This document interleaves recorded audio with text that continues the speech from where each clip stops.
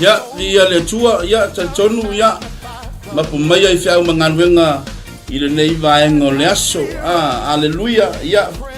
fatalo fantu Samoa i lau mai moa malau fasausaunga i le nei afiafi. Aleluia ya tonu foi wa e sila mai le nei afiafi ya o lau matu fatasi atu nei ma va se lua ma le sunga le fatonu ya fatalo fantu lau sunga le fatonu. Uia yele li ya o falofa ma fatalo fatu sa mo le tino pe ni vai ngole fiafi ma moia le wa tatu yaile na mai foi fai ne fiafi ma lo le so i fu uia ya fa ma lo at fo yaila to uma lava ya le wa fa fonga mai foi ne fiafi le wa ma lava nga bena ma wa nga ya tipo i moto malawa ya fa se lo ya tu lo proclame el manayo el manavo nga bena talofa lava afle chole awano ya tito ma tito ya tala lei ya le fatwa ba chole proclame mesi proclame tito ya lo fulu boy malo ya fa ya tele le tua so como ngelo sunga va fe langi malo sunga fatom ya sunga tino lo anga lele tua lo mo wala so fu la lei no sunga fa fe naina po lo sunga fatom ya le tua ya manatu ine ya fiafi le lor tanto pokalame ya tonu ya anga le mai le tua ine ya fiafi le manayo manava ngalwenga ya tonu nganga ifo faiva ole ya so le manayo manava ngalwenga moli ya tulo maotsa molo lawa ya vi ya le tua raise the Lord ya tonu ya fiatu e fatalo fatu le pa mal malo so tanto wantunu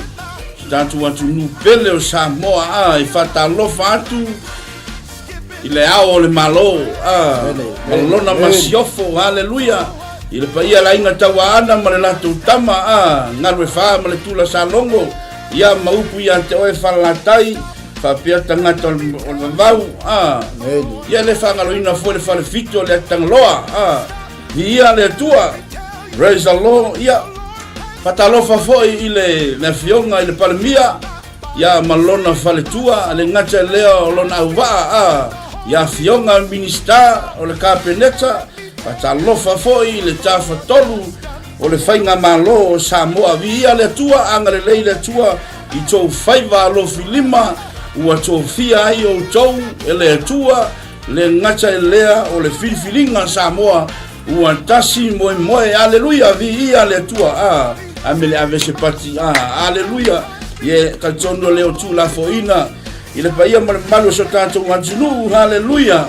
ya afe atu e fatalo fatu ya au na sofia le tua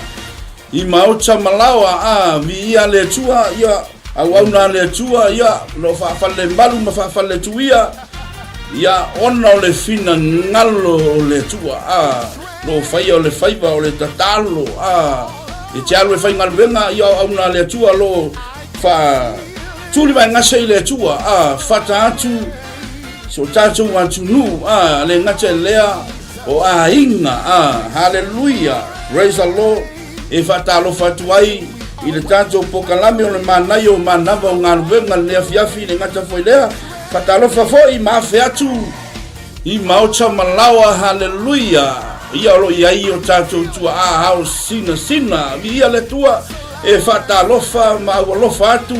le tato pokalame o manayo mana mo ngalwenga mo moli matu sawatu i lo maota ma lo lawa via le tua ia te tonu fo ia nisi fo i la tou ia wa manava mai i te au ngalwenga lo fo ia tu ia inga ia le ngata fo i lea nisi fo i la tou fe ngai mangalu wenga o le po vi ia le tua ia ai o le longo piali o le tato po kalame o le manai o manava o ngalu wenga ni afia le tau longo au na tofia le tua i so se po kalame ia lo auto va tua i la tou ia ma longo piali ia tu ile pa ia malu so tato watunu ile afia ia tautua na lo saunga le mule le afiafia haleluya ia tonu foi ua pisi nunga le awala te mina no sawa i mai farona fai kele singa pisi di basta haleluya o ifo ia mau perto vai ia lava papale pe tatou lo aveino tatu tamale ia mau pea le tu vai mau pea le sai aleluia tau umalava tatu ile wati fai le mulo sa ile afiafi tantonu wa nganga ifo faiva ole le afiafi ole manayo manavo ngalvenga mboliantu lo maocha mololawa aleluia praise the Lord fatalo foi nai mantua sa tapu ia foi faiva lo filima malava sino na yaso ia malo foi fato toa malo foi la munuia malo foi le pale via le tua aleluia ia talo foi le sungal fa fe nga ato ya fe atu fatalo fa le sungal fa fe nga ya reven tito waiva ia mal faltua ya tala le lei via le tua ia mal poka lame ia o le va o le fa lutanga le no mo ia ngai fa molongo ia va o le fa lutanga ia le tua praise the Lord Paftai le tapena mbole saunia le o tanto poka lambe haleluya amen ia le tua ia manatu foi mai ale taia o le sa se ufale muai ia le sunga le fa ngainga le fa tonu ia le tua te manatu le taimile na usume taia o le sunga le fa tonu le fa ngofia o le tua o le fa nauma malto lua e lo se me fai ngofia le usu mai le taia mai al taia o le sa usu mai ai o le sa se ufale bua le ngata foi le o fa solo mal poka lame mal fa tau tainga le ya sol poka lame mal sino le ya so vi ia le tua e fai nga e sa unoa po le ase se tu langa na ia te o le taia o e sauni mai e te usu mai vi ia le tua ia o mai mo fa fonga foi le pai mal mal so tato atu no la ingol fa tua raise the Lord via le tua ia via le malo fa tai lo sunga ile fonga foi pokalame le sunga ile a fe na nai mo le ia le wo ko tu mai sili ia ai se le matango fio ne yaso e o le ia le foi le atato overflow what audio seki ia ia le tua ia se foi mana io stangata la usu ia pay for yo ilato uma lava ya la usu le ta mo le ta ia le se mai manga venga ia fa pena uma foi le usu mai le ta le tato manga ia foi ia le vinga le tua vai ango se malo se mos follow ia tai le tua no le malo si fa wina mai so la fa malo longa ia e usu mai foi le ta mo le ta e vi ele le wo le mai foi le vai no le fia sila mai so tato wa tu no e mai se ko ta sa se lo le fia vi ele ia praise the Lord ia ta tonu le wa fa fonga Samoa ia tau tala fa bati wa foi ia le ile usu mai foi o so tato tama fa tonu le taiao vi ia le tua ia ta tonu foi fa pena oi le sai usu le taiao haleluya le ngata o le tau singa ainga ia o le tau singa foi o le ngaluenga le tua malo foi le tau tua ainga malo le tau tua mai malo foi le tau tua ina o le ngaluenga o lo e fai ngaluenga ai praise the Lord wa ton wale lo to male nganga o la fai pe ia o la ngaluenga pa maoni meiti ona e pule ai le metele aleluia ia manatu fo ile tanto fo kalame ia momboli atu le nganga fa malo male nganga fa tai ai la to uma na mafuta mai ale tai au se mai le yaso ia nganga i fo faiva o le manai o mana mo ngalwenga momboli atu lo maocha mo lo lawa ia o le ale fa manatu male longo pioli o le tato po kalame o mana yo mana mo ngalwenga amen ia ta tonu ia wa ya ngai mai mo le ala ia anga leile tua ia mataita ia tu oi lo mauta mo lawa ta tonu lava lo ia matui mal mangao ia male maafa la via au ia le tua fai le mulo sa haleluya ia o le fa manatu ia ta tonu foi ia ai foi se mea changa ia le afiafi ia por le foi vai ngole ole asu haleluya praise the Lord ia manatua i fo le po life ina itose ia fai foi fia inu sau vai mai afe ko kongo shopping center haleluya ia la togo lo fatawina le for life afe ane ai fatau sau le for life haleluya inu ia walo soifua maloloina ia lo mau foi fala au ese raise the love haleluya ia ngata foi lea o tara ia lo au na tuai le sunga fa nga ia vai se haleluya ia mal fa tua ia po mani ia le tua ia afe ane ina asanga itonu lava mal mele sa ele official le ya so ia tua le mele fa le oti raise the love ia le tua ia afe ane ai ile sunga fa nga mal fa tua ia inu sa we for life ia tanga fole tala ya bolia tu nga fatai nga fa malo ina to ya lo ta pena ina tanto he for life ya le ngata foi la o le mato tu I manele ya o le mato tu lo ya le moto Samoa pasanga itonu lamba male shopping center manele Menku East ya tonu shopping center ya lo ya le sainga ya yo le for life lo tu tama tau e alu sao e lunga i le tenge tonga o api ia malafionga ia pali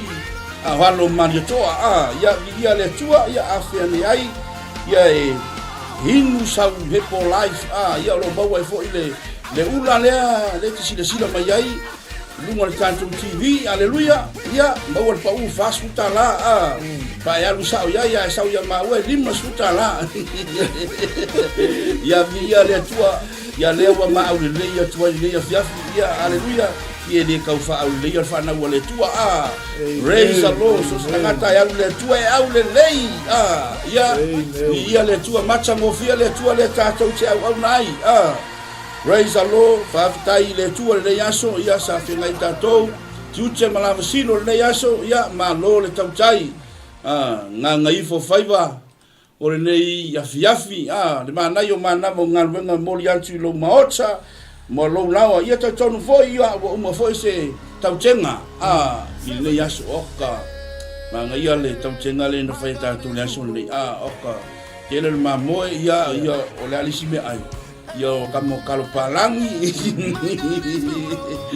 ia le tua ale le me kausan ia e fai aku foi au maku ialu la ko raise the lord ia le tua ia manachu ia anga le foi le tua I le kuka foi le afiafi ia fai le se kuka ia wa foi le I se tamaftanga foi le afiafi male ainga ia te tonu foi ola lo ka ko pese e siva mai ai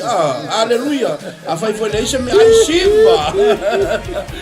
ia le tua la lava le kuka wa fai haleluya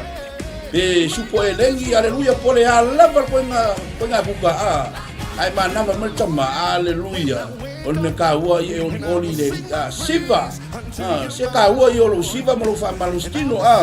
ia le tua mana yo mana ngalwenga momboli atu ilo maocha malo lawa ia le tua ka tau foi la wa taxi haleluya fa pena haleluya ia ta tau foi lo sa mai le sunga fa pena ya brother Tito ya oli le li ia vai ya lava le oli se uso le ya so ia wala ya pasi ia mana tu foi sa uso le uso au no tai ao ia fa tai le tua o lo mawa manoa ia e fa so ai le upu o le finangalo le tua le saito le upu le tua haleluya o lo lu lava le saito o le upu fa wina le tua raise the lord metala tus maia e manuia le me ave yai le upu le tua so se vai panoa e ave yai le upu le tua e manuia amen ia le tua ai lava le fia filo anga le tua ma o ko lava le fia le fa tonu nei fia haleluya raise the lord metala tus maia fa ngalua me uma mo e lofa ya te ia mo lona fina ngalo fa tai foi le tua ile nei o nanga ile fai mo fie ta ilo lava ya chau na usu e fai ngalwenga e sua le tupe raise the lord ele fa pe o sisi tu langa le tala no tua ai fa tai le tua e te alu fai ngalwenga na usu fai ngalwenga alo alu watu le upu le tua ile taiao ya ole malu taiao yo le afiafi ole auli ya ola voltemi te moe o alu watu le upu le tua haleluya raise the lord ia le tua manatu lo manuia i le paia o lo tātou ainga, le ainga o le whatuatua whātaro whatuai, i le ainga o le whatuatua le afiafi, vi ia le atua, ai manatu le afiafi, o le ase e atu le sunga le whatonu, e loa le moto tele niso i mātou wa pale mai runga le tātou pokalame, ma nai o manava ngalwenga, ia se e atu le sunga le whatonu, haleluia. Amen, amen. Ia whatalo whatu tātou ainga leo pale me whai runga le tātou pokalame, o le manai o le manavo ngalwenga, ia whatalo whatu nai a ro peta pele masina, ia mafuta mai manu ia skopo mo tia ia ele misil nei tina lungo tatu por kalame ia faftai tele tatalo faftai fol tapo mai pe mele tina ia ro petalo sunga ile fafena ia sorry pastor wa OCC atu fa pe o pastor Tito lea fato a faila o mata fatalo batu lo so atau ia le lili le lua au nanga place oi haleluya ia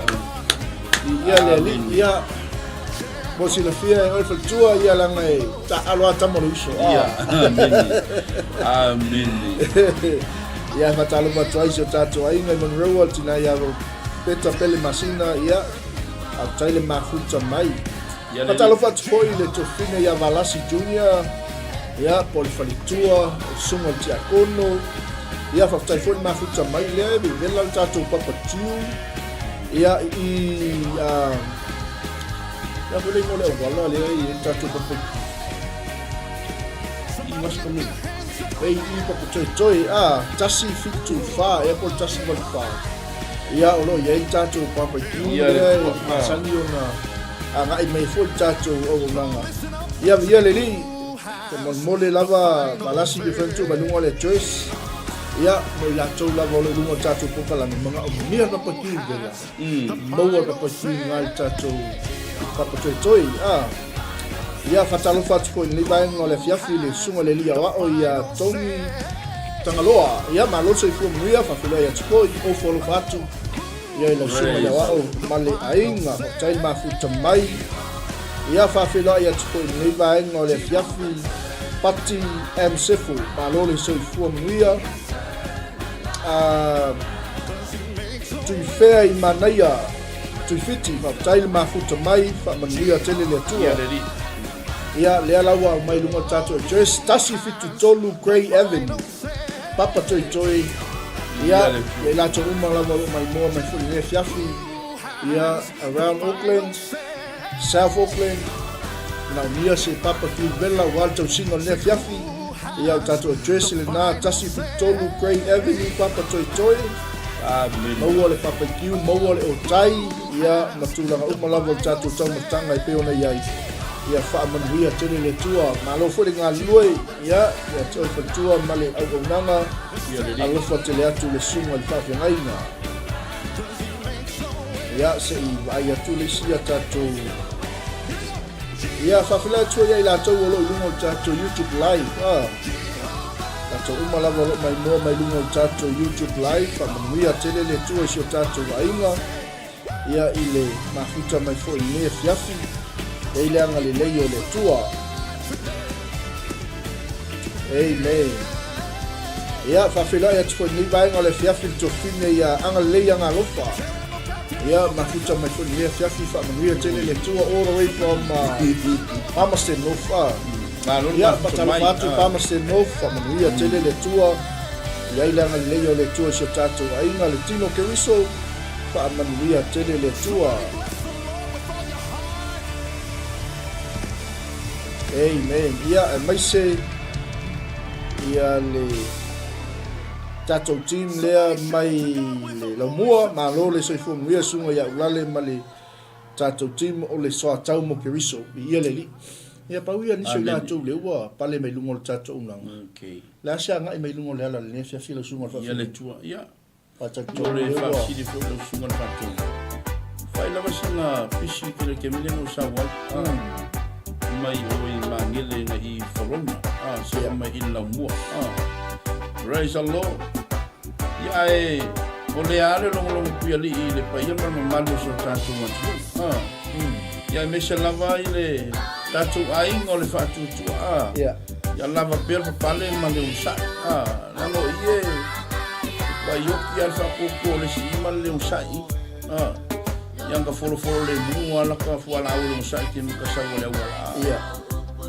Haleluya. Taua i o le whamanatu ngā tātou uma. Ia le. E taua tele. I le whamanatu ma le longo puia liki le tātou ko kalame le manai o manawa ngalwenga. O mori atu i lo mauta mo lo lawa. Langa e o uma lava ia kako. Kal kongu lava ua o le sima ko i fio o le whatu. Amen. Al mela ia i makua i pisi ale wan. Haleluya. So o sei tu. O lo pisi le wana. Haleluya. Ia whataro whantu i le tātou po kalame o manai o manawa ngalwenga mori atu i lo maota mo lo lawa. I so o se ke lope. So o se tu o le nei lanorangi. Ia wa au atu ai le tātou whasalanga. Ia e whatalofa. Awa lofa atu ai le tātou po kalame. I lo tātou a inga lo lalam papa au whea lava se tu o le nei ke lope. O lo lalam papa au iai lo tātou a inga. Ia anga le atu le tua mo whamanui atu le tua. I lava sino o te toi le nei aso. Vi ia le tua tō whamanu sina ia. I le nei aso i le lofa ma le anga le lei o le tua. Vi ia le tua. Ia wa nganga ifo whaipa. O le nei aso le manai o manawa o ngā ruenga. E mo moli atu i lo maota. Malo lawa i nei afiafi. Le ei lava sisi me whai. Angai whaasanga i whaaki i Malau TV. E makamaka iai masa veu lau kuka. Haleluia. Ia le tua. E tonu ia wa iese kuka mahangai ia wa. Ia wa kuka foi le tinahale. Inga. Ia le tua. Praise the Lord. Ia o. Tatou o tamae pe ia whaalea le kuka le fiafi pe i mua le fiafi. Haleluia. Pia le se talo ia ina ia le kuka mangai au sauri al tina e whaalea le fiafi yo le alava le mea fua ia le tua le fiafi ia whai le tautenga le fiafi vi ia le tua le asa mea fua ia le tua le aso ia whaafitai le fua ia le tua mai tala tuspa ia ngata lo tātou mana o i mea ua tātou maua le ana mea i fua ia le tua le aso vi ia le tua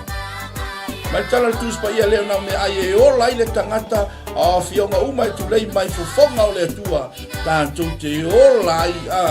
haleluya ia le tua te tonu o lo tata atu tato pese mana yo mana mo ngarwenga mori atu lo mo tamu lawa ia nga le tua praise the Lord ia te tonu ne fiafia ia o le fol fa manatu mo ila tongo lo yai ma tua tausi ia le tua fa mo le mole ia tau tua na yo tato ma tua tausi sa mama tina ma tua ia fa mo mua ila to awa foi le faile kuka e mo ila vai faile kuka ia mo wa kofo na kuka ia o foi so mo tofu o ka ko wa kofo le aku fo sa mo kuka oka kasi pa mo aku fo kuka ska mai me aku fo kuka pele pe ona pe haleluya le tawa ia fa mo bua tato matua tausi e ala mai ai le tato manuia e lor ke mile umanga lau le me ayol matua e la ku vaku le me ayol matua haleluya wa umana lau le lei wa ma ona le tama matina haleluya e la ku mele apa fano ya vaku iai ma fa pe mai ia manuia amen ya mo so to lu le lei mo so fa na manuia oka pa fu lo so fu ese le moni ma le fa maoni o le na fa monianga e vai o manuia o manau whanau ma whanau au whanau haleluya e manuia me tango ai au lima e manuia me te savali ai e manuia lau ato haleluya so se mea e manuia haleluya praise the Lord ya fai o le tangata tausi matua haleluya yang mo kofo ia kai ia e no foi fa penalo sunga na e le kei no fo atu nunga haleluya ia ma pese atu le manuia o le tua aisea langa sa e tausi matua haleluya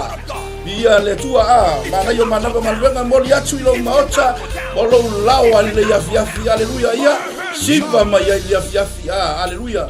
ia le ngata fo ilea o lela mata sui taimi masino fo sui tato taimi ia anga leile tua ia pai le lei o tato lama praise the Lord ia le we fa longa mai wa tai na tato pese o mea mai sau mai lunga le ulu haleluya o ina lo vai haleluya manuia o lima haleluya yo ina wava ta femele ina le hua ofu maya emanuia haleluya mana yo mana bangal benga mboni anchu lo mao chama lo lawa fata lofa malo lofa tuai ta toko kalame ile tino ke iso le ya fiafi malo le fola manuia malo fo fata toa ia le tua fai le mulo sa haleluya vai foi que vai alugar por molimu awa que molimu vai a pro lá o moli sama kawe ku awa que alu moli fa mole haleluya malama ta tola wa ata bale mese la bale tino que viso praise the Lord haleluya awi ngakala sa awi ngakala so mfua awi ngakala so lua awi ngakala so lulu awi ngakala so falele mata mayale so mfua la so sala so mfua idisia so sa tausila le tula fono malporo iga le tua ia le tua ia ta tonu ia ko fo ia tuna na usuma fe na ta tonu lo pale mai miso tato ainga lunga fatalo fatwai ia le tua amen haleluya fatalo batu ni vai ngale piapi ya ile pale no dungo tato unanga le suma ile suma ya semon fonai ya ko le suma ko le fonai ya temo koras na lor se fonai ile makuta na fonai vai ngale piapi ya famia tene le tua amen ia fa filo exco le fa fitina le ai no makuta mai ya alo tato na mai foi sabalina ia fiapi ya audilia toama sabana mo so sua maloina ya besko fatalo fatu ile topine ya lima mapicha mai fa mamia tele le tua ya fa filo ya tso ni vai na le fiafi ya eu so ona ya Harry mapicha mai foi fa mamia tele le tua ai foi lá no meio do tio ne fiafi de mafuta mai ya mesi passou atu tanto programa e manai ele mandava uma venga ia batalo para tu de vai no fiafi ia ila to uma lá no início se vai basta ai awal lava ni vai eu ali mau sei se ia fiafi vai ia ai lo sila mai le tu ia tu ya ulo makuta mlibai ngalefu malele malele malele usai kama vile tele le tuo shotatu aina ya mashoila to yo ama ya si moto malao yale ko foi malele sha ai lo vai mama yale ya te tong pauna ya tu yo yo tatu ko kalami basta Yela ngaleyo le tuo ya tu ai ngani vai ngale fiafi haleluya ya bapa mai ya mangandwenga haleluya ya awacha rese manuno tanto ko kanalo mana yo mana mangandwenga mo ya tu no mau chamo lo lawa ni ya fiafi malor pale ya malo fole folau luia ile paio lo tanto ai ngole fatu tua haleluya ya to fo inisio la to ya mo fo sabalinga dia fiafi yo chambama tinama fanau elo se meneanga ya ile vai faleo la malapa ya sabali ya ile fiafi ya le fo fa manachu malo lo dia li mana yo mana mo ngandwe mo dia chilo mau chamo lawa tau tu na fo se fang vai ile fiafi haleluya o me taua esela ngan vai taua yo lo wan chapena so se me ala ma chai alu chapena haleluya dengan chofo ile ya ina chofo yo no inu wala au e o la waka ko ndero li wala au haleluya ilo se me leanga praise the Lord ya le fa na tato ko malambe mana yo mana mengambil ngambol yang cilo mau sama lawa tau tuana long soifua malolo ina ile ne ya fiafi nga ifo faiba ole poka lambi o mana yo mana mengambil ngambol yang cilo mau sama lawa tau tuana long sang ale mu tau tuana ya lo ainga ne fiafi vai fan le lo ainga ya me se foi la chongu kan ye piki ai o ka to fanau o wangi kuai o kan ye piki ai o ka to fanau ya ona haleluya ya le tua praise the lord ya ka tu na foi lo tu afiafi glory o ka kasina me manga ya so le wo ngalo kwa nga me kele o ka ko wo mai lo ngi usila pe wo fia palangi haleluya mana tu le lotu pese le lotu tatou sa moa malu le fiafi pa per to ina malo matua so le lawa ka mala ngelo pope o mai fai le lotu ya o le fa manatu malongo longo piali o tatou pokalame o le manayo manava ngalu wenga ya le nei fiafi mo moli atu lo maota malo lawa malo lava ya ila tou lo sa fai ngalu wenga le nei aso ya wa mai o le nei aso tatou lo manguia mai oe ile ne yaso la foi se mea sa tinga ai lo loto se tasi o tangata tonu o le faingal venga ia nga oso ai fafo mal faingal venga ia mai fa manuia tu ia fa uma ngamia haleluya ai fa manuia le tua ile nga ia tu maota malawa ile ya fiafi nga ifo faiba le manayo manava ngal venga ile ya fiafi haleluya ia tono lo tata atu le tato pese le fiafi eva mai le fiafi haleluya eva mai le fiafi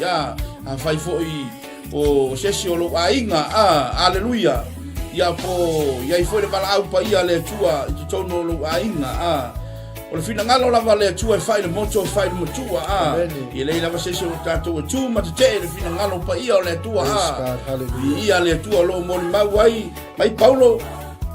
olo wochi olo manuia lea alo wola wo ya ke riso lea o yesu lava na fa amuia ma fa fana fe mai yesu praise the lord tele men in no foi to mo to tama mai ana le ai se manu o te alu sauli se men no foi to fa foi o te alu o te to sau o te yai fatasi mo to le me o te yai fe mai yesu awale atu vale o to loto yo to fatu tua mai ya cha amen upuna fa amuia na yesu awala te fa no le afiafi o no se tasi sa pele le maftanga ua o yesu la amuia oe haleluya lo ma wala fia o lo fa amuia antu le nganga o le tua ya cha oe le afiafi ya wai te fa no le afiafi o na le bala au pa ia o le tua i to tonu o tantu ainga wai o mai lava bala upa ia o le tua haleluya praise the lord le ngato fo ya ma wale ya le pisa ku ya lava le time o le tua ia le tua nganga ifo faiva o le manayo manavo ngarwenga mori atu lo maocha malo lawa ile le fiafi tan tonu ia tele poka lambe le fiafi ia lo foli mai le fiafi o le upu fa wina le tua po le saito ale tua luluina le afiafi haleluya praise the lord amuia oe amen amuia oe le afiafi kelo ka ko ia sia tango le tuspa ia o isi ia pe fua e lua kuspa ia ile pusa tua o isi o tono chavale haleluya so le ke ua kuspa ia tono chavale o lunga fo yo le pusa tu haleluya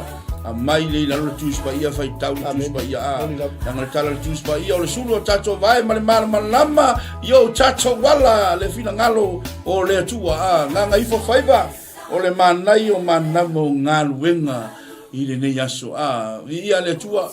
praise the lord tonu lava o fea se vai panoa lo e ia ile ne afiafi fai foi o le ke alu o shopping center haleluya fai foi o le te tonu o lo chavale po e savali foi lungo le maunga po fea lava se manga ala lo e savali ai maua mai le manai o manava ngaluenga ne afiafi haleluya fai foi we fano noa ai ki aku lau telefoni ai lu atu le manai o manava ngaluenga o ile ai wa le amen ia le tua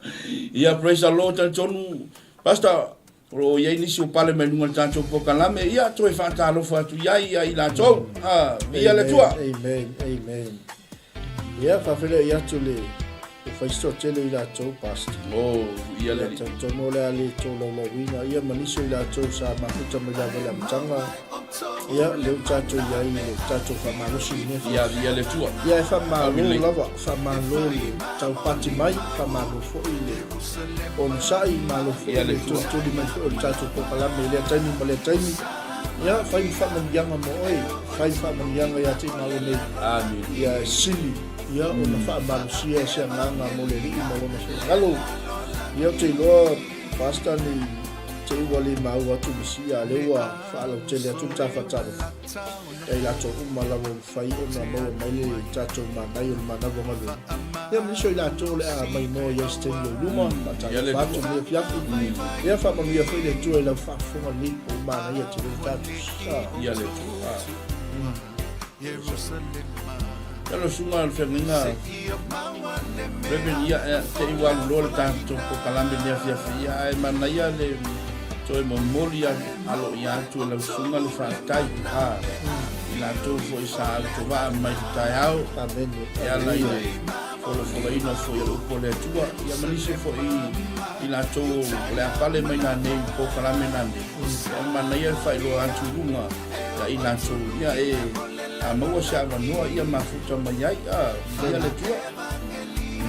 ia le li nei vai ngole fiafi e me moli te le atu fa tai to tua mala nganga chacho wa Global Kingdom TV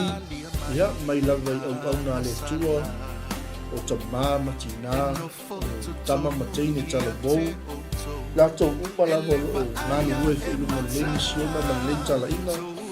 ia o mato fa tasi le nga le tua mo moli atu le fakta tele ile na o me yaso ia ai mai lava le aso na matalia e tato o nanga i lungo le foi platform ia lava le tua la ngona lava le fakta ia le loto ile li ia ona o le tatala foi o le to finangalo mai lo to au ia vatu lo mato fatu tuanga tato tinga lo fatas ia le tua le o tato fatas leo tato ngani nue fatasi o tato tino tas e di ia ile tua mo le toa fa tele la versione va pe ngai ya film tato o tau mai Samoa ia fa la va le sumo va pe ngai ma sui fo o tato tim mai Samoa ia vi ia le tua ma lo la va le ngani nue le aso ma le aso ia e mai se fo o tato ko palame ile ta au ma le ta au le afiafi ma le afiafi ia ele mole gana fa tanga a mai tau so ele na usu ia o taimi o fa no ina o sacrifice me o mo ko le tu ia ele la vase fa tai mai a ti mai ia o le ngana bo ia tato oli ma fia o lava e fa malosia ma manu malo le ngana mo nei tala ina ia o le inga le na o le tua ia ni so le usa o me ia wale ma tu ya sulema ma le so tau fo i ma boy wale tone ma le tau ia le tua ia fa tele mo le nanga ia va yaso ma le va yaso ia la vale tua e ma so ia o tato ko kalame te tasi mai tato station te tasi pe o le sunga le fa au ia te fau mai le pone ia le ma so ia le sunga ia fa mona mai birth ia sunga ia vai su sala mai Brisbane ia e mai spoio au na le tua o au wa mai nei la bua au wale tato man we ma fola suma fa venai ia ti la leima ko tua ia vai no ia e mai spoio a suma fa venai ia fatu tele ia mo na lei la au na le tua le suma ia misa apostolo malanga so tau le sunga va pe nai ia te sia ia lava le li ia me se foi le sunga ia nai ma tua sunga ia tito ma tua ia mai mato malava pe foi missionary ia lise a fle mai ava ma tato ko malambe le pia na nei ia o le Israel o le ia o le tua ma no ia le tai ma lue pa tai le lango tai foi tapo ina ia o lo solo le ia tato au nanga ile aso ia ia le li mai se foi nei tatou to fa fine po nei fa tua ia mai Palmerston to fine ia ngalilei ia mai se foi le fa tua ia le malu ia mai Napier ma lo lava ma se tatou ainga i Hawaii o lo tau tua mai to fine ia Tasha ia fa manuia tele le tua ma lo le ngalui tu mau pe le tua lo na inga fa mau ia se misi ia ele o misi o se le fanga le tua ele o pa ufua foi manuia o le tua o lo pa u lunga o le tau o lo e tongi ia le li ni vai ngole fiafi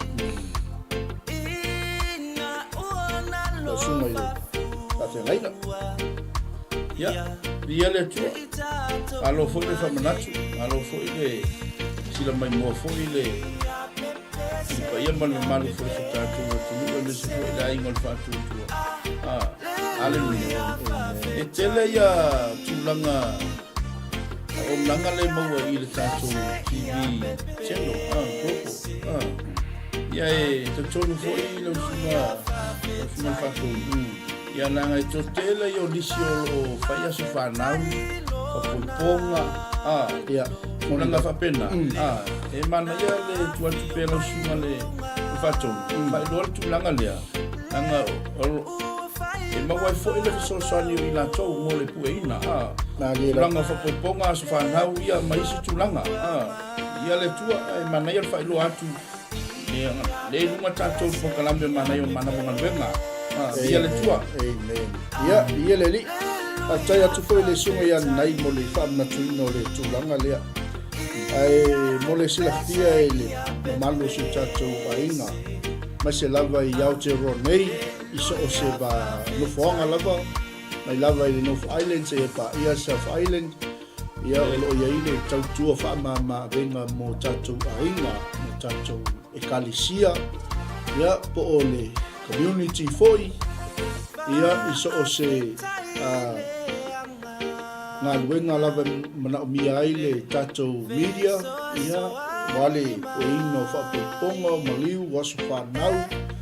ia o whaau o fono lea lava le tūlanga na o mia ile tatou o nanga Global Kingdom TV ia e mawhai lava ile tatou tautua o nanga Global Kingdom TV ia o na whamali ina lofu na ngalu e ala ile tautua e ala ile au nanga ia wale po ino tatou events ia o lava i conference ia ma waisi concert mea so se toinga wha moe lava ta'alonga ia e mawhai e tautua no nanga tatou Global Kingdom TV ia ona fisoasoani no tatou lainga ma kalisia ia whapefo le community ia o le tala tu lava le noa ai ngai lungo tatou o nanga ia o lo ia il tatou details ia whapelete sila ma lima inga le fiafi ia o le oval se lau fali ma valu lua ia o le numero na i te wala au mai ia politics o lua tasi lua valu tasi o tasi ia o lungo tatou website ai mau mai details o le tatou o nanga ia a se foi nei tama whanau se tatou atu ia foi tatou papo kifa tau la lava se pisinisi o se tau mawhainga ia le manoa tatou nanga e mai ei whalau ilo ia ai maua foi le manoa e whaisau mea alofa mo le au nanga ia ele pei o le tio ma isiti ia e batu le pili ia e o so swani na tatou tautua mea nanga le Global Kingdom TV ia e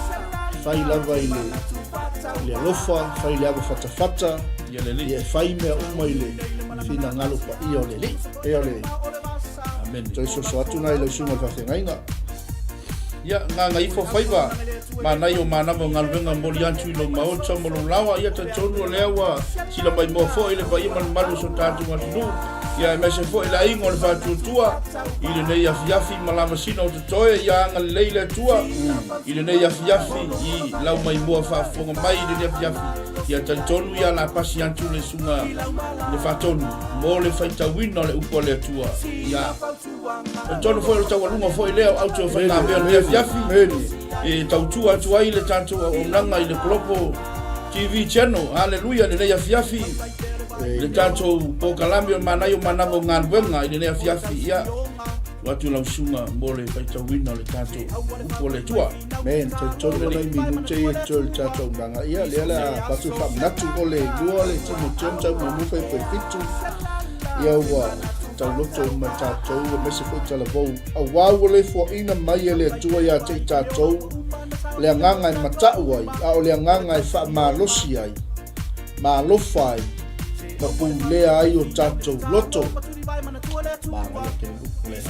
Ia le tua. ia o sunga i tau lunga le tātou manai ia i le upu whea le tua whaitawina le piako. Ia, na tonu o lewa e whaafonga o whaitawina le upo le tua. Ia opu whamalosi ia Paulo i lona talifa le nganga o Timoteo. Ia o whatapena lava ia Timoteo mo le ngā luenga le tua. Praise the Lord. Na toi whaitawina le upu le tua pasta. Toi whaitau tasi me whamonmoni. A wāua le fua ina mai e le tua ia te tātou le nganga e matau ai. A o le nganga e wha malosi ai, malofa ai. Na pū lea ai o tātou loto. Amen. Wa le fo ina mai e le tua ia te tātou le nganga e matau ai. Ma wha malosi ai, ma lofa ai. Ma fau tonu ai. Tonu lava vai na tāwana e mai na tātou tusi. Ia tai tonu ia le tātou manai na o mananga o ngānuenga nea fiafi. Mo mori atu, mo lu lawa i anga leile tua. Ma whaalau tele atu e le nganga pa i o le tua. I lo maota mo lu lawa i le upu o le tua. I le nea fiafi ia anga le atu le tua. I to enga le nea fiafi. Ma lama sino nea fiafi. Wha manui atu le tua ia te oe. Ma loa inga le nea fiafi. I le tautua ma le au nanga. O le tātou TV. Cheno le nea fiafi. Ia lofa ma ua lofa tua le nea fiafi. Ia sanga wha manuia le tua. Ia te tonu fo i tātou toi wheroai. I se malama fau o mua tai ao. I le alofa tausi ma le alofa tau muli. O le tātou matai siri ese. O i le langi. Salam, salam. Amen. Lo fatu tato pokala. We atu le tua. Ya te o dia fia. God bless you. Salam. Hallelujah. Ya le tua.